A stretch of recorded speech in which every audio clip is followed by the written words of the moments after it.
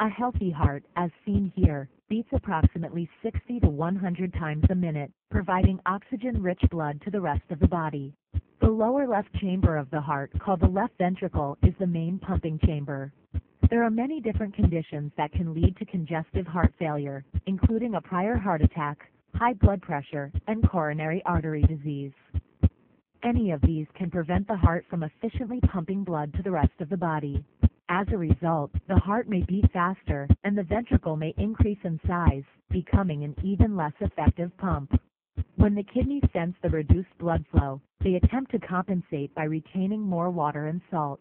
This excess fluid retention often causes congestion in the tissues and results in swelling and an increased strain on an already weak heart. The progressive effect of the heart failing to properly circulate blood and congestion due to fluid retention is known as congestive heart failure.